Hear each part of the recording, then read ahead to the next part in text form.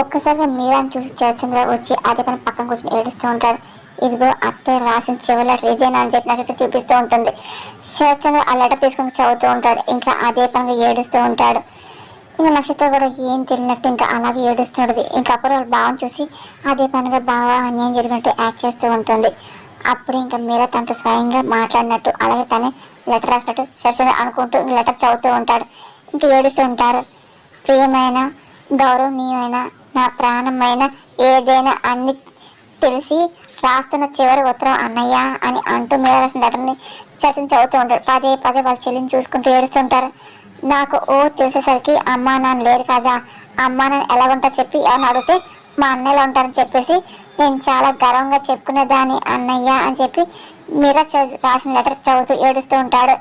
అంత గొప్పగా పెంచావు ఏ లోటు లేకుండా, అందుకే నీకు 100 జన్మల దాకా నేను రుణపడి ఉంటాను అన్నయ్య. నీ తర్వాత నన్ను అంత గొప్పగా చూసావు అనుకుంటే అది అపూర్వ వదిలే అన్నయ్య అని చెప్పి మీరా రాసిన లెటర్ చదువుతూ ఏడుస్తుంటాడు. అపూర్వం చూస్తూ ఉంటాడు.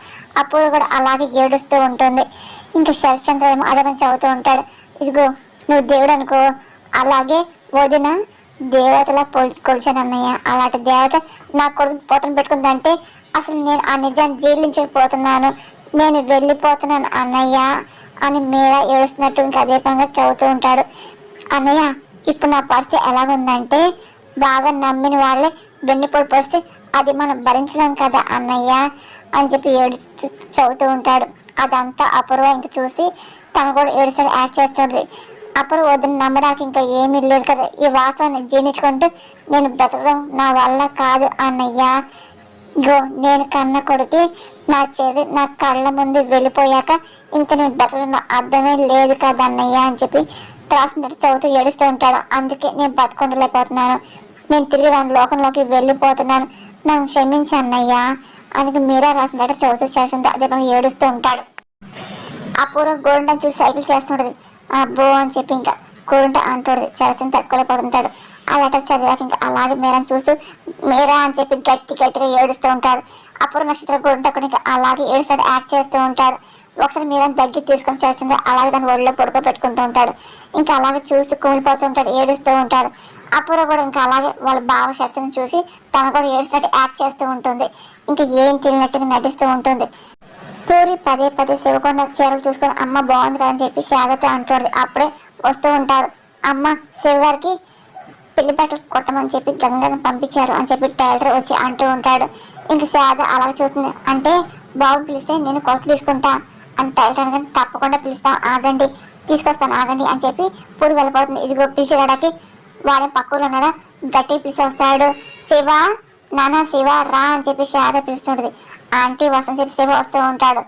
ఇంకా రాగానే ఏని అడుగుతూ ఉంటాడు. ఇదిగో నీ కొలతలు కావంట, ఇదిగో టైలర్ వచ్చాడు అని చెప్పి అంటూ ఉంటారు. ఇలాగో భూమి టిఫిన్ తిండాక అంత ఏర్పాట్లు చేస్తూ ఉంటారు. ఇదిగో మీ బావ పెళ్లి బట్టలు కుట్టడానికి టైలర్ని పంపించాడు, ఇదిగో వెళ్ళి కొలతలు ఇవ్వు అని చెప్పి శారద అంటాడు. భూమి ఆ మాటలని వింటూ ఉంటారు. అయినా నా పాత షర్టు ప్యాంట్ ఇస్తే సరిపోతుంది శివ అనగానే మా అన్నయ్య టైలర్ని పంపించారంటే ఈ టైలర్ గారు చాలా స్పెషల్ అని చెప్పి అర్థమవుతుంది కదా అని ఇంక పూరి అంటూ ఆయన పాత బట్టలు ఎప్పుడు కుడిచారు ఏంటో కొత్తగా కొలతలు ఇవ్వు అని పూరి అనగానే నాకు కొత్త బట్టలు ఇంట్రెస్ట్ లేదు పూరి, అద్భుతం బట్టలు కుట్టిస్తే నా అందరం పెరిగిపోదు, నా భర్త బట్టలు కొలత తీసుకుంటే నా అందరం తరిగిపోదు కదా అని శివ అనగానే అదేంటి అంత డిసప్పాయింట్గా మాట్లాడుతున్నావు, నువ్వు కుట్టించుకునే బట్టలు ఇంట్రెస్ట్ లేదా, అసలు మన పెళ్లి మీద ఇంట్రెస్ట్ లేదా అని చెప్పి పూరి డౌట్గా అడుగుతుంటుంది. ఒకసారి శారద భూమి షాక్ అవుతుంటారు. ఏ పూరి ఏంటి ఆ మాటలో అని శారదగానే ప్రేమించుకుంటున్నాం కదా మాకెందుకు పెళ్లి మీద ఇంట్రెస్ట్ ఉండదు, జస్ట్ జోక్ చేస్తున్నా అంతే అని పూరి అన్న మాటలకి శివ ఇంకా చాలా కోపం చూస్తుంటాడు. ఆయన పెళ్ళని శుభకరణ పిచ్చి పిచ్చి జోకులు వేయకు అని శారద సీరియస్ అవుతుంది. ఇదో శివ బట్టల మీద నీ అభిప్రాయం ఏమన్నా కావచ్చు కానీ పెళ్లిలో నువ్వు ప్రత్యేకం కనపడాలి కదా, కొలతలు ఇచ్చి తీరాల్సిందే నువ్వు అని శారదంగా సరే అని చెప్పి శివ అంటూ ఉంటాడు. భూమి ఇంకా అలాగే శివని చూస్తాడు. ఇలా టైలర్ వచ్చి శివ కొలతలు కొలుచుకుంటూ ఉంటాడు. ఇంకా శారద చాలా సంతోషపడుతూ ఉంటుంది. కానీ శివ అలాంటి సంతోషం లేకపోవడం భూమి గమనిస్తూ ఉంటుంది. ఏంటి శివ అని చెప్పి డల్గా ఉన్నాడని చెప్పి గమనిస్తూ ఉంటుంది. కానీ శివమోహన్ ఎలాంటి సంతోషం ఉండదు. అసలు పెళ్ళి అని చెప్పి అన్న మొహంలో ఎలాంటి సంతోషం లేదంటే అని చెప్పి భూమి అడుగు చూస్తుంది. అసలు ఏంటి ఇంత నిరాశగా ఉన్నాడు ఏంటి, ప్రేమించిన అమ్మాయితో పెళ్ళవుతున్న ఆనందం అసలు మొహంలో కనపట్టలేదు ఏంటి అని చెప్పి భూమి డౌట్ వస్తూ ఉంటుంది. పూరి అదే పని శివం చూస్తుంటుంది. చాలా సంతోషపడుతుంటుంది. ఆ తర్వాత ఇంకా టైలర్ ఏమో కొలతలు తీస్తాం కదా, పెళ్లి టైం కల్లా బట్టలు పంపిస్తాను సరేనా అని చెప్పి శారదాకి చెప్తూ ఉంటాడు. బాబు వెళ్ళేస్తాను చెప్పి టైలర్ చెప్పి వెళ్ళిపోతూ ఉంటాడు. సరే అని చెప్పి ఇంకా శారద అలాగే శివ అంటూ ఉంటారు. పూరి మాత్రం చాలా సంతోషం ఉంటుంది. శివమోహన్ ఎలా సంతోషం లేకుండా భూమి గమనిస్తుంది. అదేంటి వీడికి లాగా ఉన్నాడు అని చెప్పి డౌట్గా గమనిస్తూ ఉంటుంది. అదే పనిగా చూస్తూ ఉంటుంది. ఇంకా వెనకాల వెళ్తూ ఉంటుంది. అక్కడ శారద ఏమో పూరి అదే పనిగా బట్టలు చూపిస్తుంటుంది. శారద తన కూతురు చూసి చాలా సంతోషపడిపోతుంది. శివ చాలా కోపంగా ఆవేశంగా ఇంకా పైకి వెళ్తుంది. అసలు శివాడని చెప్పి అదే పని భూమి వెళ్ళి చూస్తుంది. అప్పుడే గగన్ బయటకు వస్తుంటాడు. ఇంకా ఏంటి భూమి ఇటేస్తుందని చెప్పేసి ఇంక గగన్ కూడా వెనకాల వస్తూ ఉంటాడు. శివ శివ అని చెప్పి ఇంక భూమి పిలుస్తుంది. ఇలా గగన్ గట్టిగా వచ్చి భూమిని ఎక్కడ గట్టిగా అప్ చేసుకుంటూ ఉంటాడు. ఇంక భూమి ఇబ్బంది పడుతూ ఉంటుంది. హ్యాపీ వ్యాలంటైన్స్ డే గో అర్థమవుతుంది అని చెప్పి అదే పని భూమి గట్టిగా పట్టుకొని ఇంక గగన్ బొగ్గ మీద ముద్దు పెడుతూ ఉంటాడు. భూమి ఇంక ఇబ్బంది పడుతుంది, సిగ్గుపడుతుంది. ఈలోగా అలా చూస్తున్న రేపు ప్రేమిక రోజు కదా, అందుకే అడ్వాన్స్ చెప్తున్నాను. అంటే మనలాగా లవర్స్ ఒకరికొకళ్ళు ఇలాగా దగ్గర అని చెప్పేసి ముద్దులతో ఇలా చేసుకుంటా అని చెప్పి గగన్ అంటూ భూమిని ముద్దు పెట్టుకుంటూ ఉంటాడు. బావా అని చెప్పి భూమి సిగ్గుపడుతూ ఉంటుంది. బావా వదిలే అని చెప్పి అంటూ చాలు ఆపు అని అంటూ ఉంటుంది. ఇదిగో రేపు మాత్రం ఇలా అనుకోవద్దు సరేనా, ఇదిగో ఎన్ని ముద్దులు పెడితే ఇదిగో అన్ని తీసుకోవాలి అని గగన్ అంటూ బాగా పడకుండా తిరిగి వడ్డీతో ఇచ్చేయాలి అని చెప్పి గగన్ అంటూ ఉంటాడు. ఇంకా భూమి ఇబ్బంది పడుతుంది. ఇదిగో రేపు టిఫిన్తోనే ముద్దులు, అలాగే టిఫిన్తో మొత్తం అన్ని ముద్దులు అని చెప్పి అంటూ డిన్నర్ కూడా అన్ని ముద్దులతో అని చెప్పి అదే పనిగా భూమిని దగ్గర తీసుకుని ముద్దులు పెడుతూ ఉంటాడు. బావా ఆగు అని చెప్పి భూమి అంటూ ఇదిగో బావా చాలు, హద్దులు లేని ముద్దులు పెడితే ఆయాసం వస్తుంది. ఇదిగో ఏదైనా మా సాంప్రదాయ బావా అద్దుల వాళ్ళే భార్య భర్తలు ఒకళ్ళొకళ్ళు మరీ ముద్దొచ్చేలాగా ఉండాలని భూమి అన్నమాట. అబ్బో భారతీయ సాంప్రదాయాన్ని ఆపోజిట్ పట్టినట్టు ఓ గొప్పగా చెప్తున్నావేంటి బాబు. ఇదిగో భూమి ఆయన ప్రేమ సందర్భం దొరికితే ఇదిగో వదిలి కూడా రెచ్చిపోవాలి, రేపు మనం రెచ్చిపోదాం అని ఇంకా గగన్ అంటూ భూమిని దగ్గర తీసుకుంటూ ఉంటాడు. అవును ఇదేంటి రేపు నీకు సర్ప్రైజ్ కూడా ఉందిలే అని గగన్ ఏంటది అని భూమి అనగానే సర్ప్రైజ్ చెప్తే సర్ప్రైజ్ ఎలాగవుతుంది, వెయిట్ చేయాల్సిందే, రేపటి వరకు నువ్వు వెయిట్ చేయాలి అని గగన్ అనగానే ఇదిగో ఏదో ఉందని తెలిసాక అదేంటి తెలిసిన దాకా నా మనసు ఆగదు బావా ప్లీజ్, అదేంటి చెప్పవా ప్లీజ్ బావా ప్లీజ్ అని గగన్ని అదే పని భూమి ఆడుతుంది. అది చెప్పేది కాదు చూపించేదిలే అని గగన్ అంటూ ఇంకా నీ మనసు ఎంత ఆతృతగా ఉన్నా రేపటిదాకా నువ్వు ఆగాల్సిందే అని రేపు బయట తీసుకెళ్తాను అని గగన్ అంటూ ఉంటాడు. భూమికి అర్థంగా అలాగే వింటుంది. ఇదే నీకు ఇచ్చే ఫస్ట్ సర్ప్రైజ్, ఇంతమంది నువ్వు ఆడకు చెప్పాను కదా క్లూ అని చెప్పి గగన్ అనగానే అంటే నువ్వు అందరి ముందు నాకు ముద్దులు పెట్టవు కదా బావా అని భూమి అనగానే ఆడ బయలు పెట్టుకోకలే, అయినా సర్ప్రైజ్ అంతకు మించి ఉంటుందిలే, అందరిని మెచ్చుకునేలాగా ఉంటుందిలే, ఇది నీ సెకండ్ క్లూ సరేనా అని గగన్ అనగానే ఇదిగో నువ్వు ఎన్ని క్లూలు ఇచ్చినా ఆ సర్ప్రైజ్ ఏంటో నేను అర్థం కావట్లేదు బావా, సర్ప్రైజ్ అని చెప్పి నాకు చెప్పకుండా ఉండాల్సింది కదా, ఇప్పుడు అక్కడ ఇప్పుడు నాకు చాలా కష్టంగా ఉంది బావా అని భూమి. సరే ఈ కష్టాన్ని దాటడానికి మనసు ప్రశాంతంగా ఉండడానికి ఇదిగో నా దగ్గర దారి ఉంది గగన్ అనగానే ఏంటది అని భూమి అనగానే ఏంటా అని చెప్పేసి గగన్ అంటూ తీసుకునే బాకీ తీసావనుకో అప్పుడు మనసు ప్రశాంతంగా ఉంటుంది కదా అంటే భూమి దగ్గర గగన్ వెళ్తూ ఉంటాడు. ఇంకా భూమి ఇబ్బంది పడితే వెనక్కి వెళ్తూ ఉంటుంది.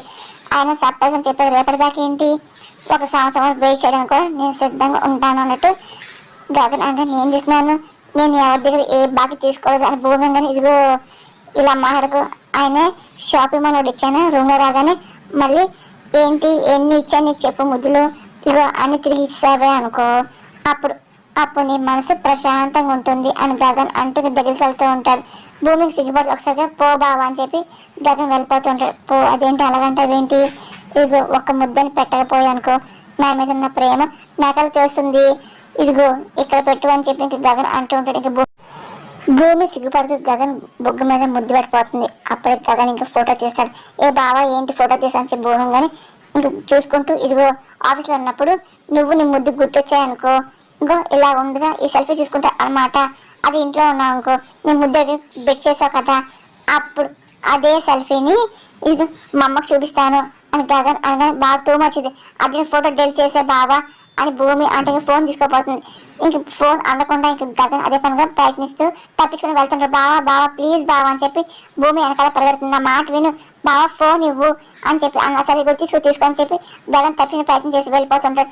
బావా ప్లీజ్ బావా బావా ప్లీజ్ బావా అని చెప్పి అంటూ భూమి ఒకసారిగా అదే పనిగా బ్యాలెన్స్ తప్పి ఇంకా మంచం మీద పడుతుంది. అప్పుడు గగన్ కూడా బ్యాలెన్స్ తప్పి పడుతూ ఉంటాడు. ఇంకా ఇద్దరు ఒకరొకరు అలాగే ప్రేమగా చూసుకుంటూ ఉంటారు. శరచంద్ర తన చెల్లిని చూసుకుని పదే పదే ఏడుస్తూ ఉంటాడు. అప్పుడు పోలీసులు వస్తూ ఉంటారు. ఇంకా మీరా డెడ్ బాడీని చూస్తూ ఉంటారు. ఇంకా శరచంద్ర ఇంకా అలా పోలీసు వచ్చని చెప్పి చూస్తూ ఉంటారు. అప్పుడు గారు చెర్రీని మర్డర్ చేసినందుకు మిమ్మల్ని అరెస్ట్ చేస్తామని చెప్పి పోలీస్ అంటూ, ఇదిగో అలాగే మర్డర్ మీరు సాయం చేశారు కదా, మీ ఇద్దరు అరెస్ట్ చేస్తామని చెప్పి గోరింట నక్షత్రం అంటూ ఉంటారు. ఇంకా ఎస్ఐ అనగానే గోరింట భయపడుతూ ఉంటుంది. హా అని చెప్పి అంటూ చూస్తుంది. అపూర్వ నక్షత్రం ఏం తిన్నట్టు ఇంకా అలాగే నుంచొని చూస్తూ ఉంటారు. బాబా బాబా అని చెప్పి అపూర్వ అన్నా సరే శరచంద్ర మాత్రం చాలా పాపం వస్తూ ఉంటుంది. ఇదిగో ఏమన్నా ఉంటే మీ అన్న వాళ్ళని స్టేషన్ పిలిపించి మాట్లాడుకోండి, కానిస్టేబుల్ అరెస్ట్ చేయండి అని చెప్పి పోలీస్ అన్న. అపూర్వ అదే పనికి శరచంద్ర చూస్తుంది. కానీ శరచంద్ర చాలా ఆలస్యంగా ఉంటారు. అయ్యో అయ్యో అని చెప్పేసి గోరింటాగా అంటూ ఉంటుంది. ఈలోగా లేడీ కానిస్టేబుల్ వచ్చి నక్షత్రాన్ని అలాగే గోరింటాగా అరెస్ట్ చేస్తూ ఉంటారు. ఇంకా శరచంద్ర మాత్రం ఏం మాట్లాడు, ఇంకా అలాగే కోపంగా చూస్తూ ఉంటాడు. ఇంకా అపూర్వ టెన్షన్ పడుతుంది. కనీసం ఆపుతాడని చెప్పి చూస్తుంటారు. తన చేతి సంఖ్యలో ఉన్నా సరే అదే అపూర్వ ఇంకా ఏం తన శరచంద్ర చూస్తూ ఉంటారు. తీసుకురండి చెప్పి ఇంకా ఎస్ఐ అనగానే లేడీ కానిస్టేబుల్ అపూర్వాన్ని గోరింట ఖచ్చితంగా తీసుకెళ్తూ ఉంటారు. అప్పుడు ఇంకా చెర్రీ వస్తూ ఉంటాడు. ఇంకా చెర్రీని చూసి అపూర్వ ఒక్క నిమిషం ఆగిపోతుంది. నేను అనుకున్న ప్లాన్ సక్సెస్ అయింది చెప్పి అనుకుంటూ ఇంకా అలాగే అపూర్వ చూస్తుంది. ఇంకా చెర్రీ కాది పరిగెట్టుకుంటూ లోపలికి వస్తూ ఉంటాడు. కృష్ణ కూడా ఏడ్చుకుంటూ లోపలికి వస్తుంటాడు. ఒకసారి చెర్రీ వాళ్ళ అమ్మ బాడీని చూసి ఇంకా అలా కూలిపోతూ ఏడుస్తూ ఉంటారు. శరచంద్రకి ఏం అర్థం కాదు, షాక్ చూస్తుంటారు. అదేంటి చెర్రీ బతికే ఉన్నాడు అని చెప్పి అనుకు చూస్తుంటారు. ఇంకా చెర్రీ ఇంకా అలాగే వాళ్ళ అమ్మని చూసి కూలిపోతుంటాడు, ఏడుస్తూ ఉంటాడు. కృష్ణ అక్కడే గుమ్మందిగా కుప్పకూలి ఇంకా అలాగే చూస్తూ ఏడుస్తూ ఉంటాడు. చెర్రీ ఇంకా చిన్నాడి జ్ఞాపకాన్ని గుర్తెచ్చుకుంటూ ఉంటాడు. అలాగే కృష్ణ కూడా తన భార్యతో తను గడిపించాలని గుర్తెచ్చుకుని కూలిపోతూ ఉంటాడు. అమ్మ అమ్మ నాకు ఆకలి ఉందమ్మా, ప్లీజ్ అమ్మ, నా ఆకలితో ఉంటే నువ్వు తట్టుకోలేవు కదమ్మా, లేదమ్మా అని చెప్పి ఇంకా చెర్రీ అది పని లేపుతుంటాడు. శరచంద్ర మాత్రం షాక్లో ఉంటాడు. ఇంకా అలాగే చూస్తూ ఉంటారు. ఇదిగో మొన్న దోశ చేసి నాకు ఇచ్చావు కదమ్మా, అది నీకు అమ్మకుండా నేనే తిన్నానమ్మా, ఇదిగో అమ్మ అమ్మ ప్లీజ్ అమ్మ నీ చేతితో వండి పెట్టాము, ఒకసారి లేగమ్మా, ఒకసారి లేగా అమ్మ అమ్మ లేగమ్మా, నా కోసం ఒకసారి లేచి నాకు వండి పెట్టమ్మా, నాకు పెట్టమ్మా అని చెప్పి చెర్రీ ఏడుస్తూ ఉంటాడు. నువ్వు బతుకున్న విషయం అసలు మీ అమ్మ చెప్పాల్సింది చెప్పి కృష్ణప్రసాద్ ఏడుస్తూ చెప్తూ ఉంటాడు. శరచంద్ర షాక్లో ఉంటాడు. అసలు మన వీడియో ఎలాగొచ్చింది, మన అపూర్వ కత్తితో పొడిసి చెర్రీ చచ్చిపోయినట్టు ఉంది కదా, మరి చెర్రీ ఎలాగొచ్చాడని చెప్పి డౌట్గా పదే పదే చూస్తూ ఉంటారు. అలాగే మీరా రాసిన లెటర్ పదే పదే చదువుకుంటూ ఉంటారు. నా కన్న కొడుకే నా చెర్రీ నా కళ్ళ ముందే వెళ్ళిపోయాక నేను ఇంకా బతకడంలో అర్థం లేదు కదా అన్నయ్య అని చెప్పి మీరా రాసిన లెటర్ చదువుకుంటూ ఉంటాడు, గుర్తెచ్చుకుంటూ ఉంటారు. అలాగే అపూర్వను అరెస్ట్ చేయడం పోలీసులు కూడా గుర్తెచ్చుకుంటూ ఉంటారు. అసలు శరచంద్రకి ఏం అర్థం ఆయమ్మలో ఉంటాడు, అసలు ఏం జరుగుతుందో అర్థంగా చూస్తూ ఉంటారు. చెర్రీ పదే పదే వాళ్ళ అమ్మ చేయి పట్టుకుని లేగు లేగు అని చెప్పి లేపడం చూస్తూ ఉంటాడు. ఇంకా ఏమైనా అలాగే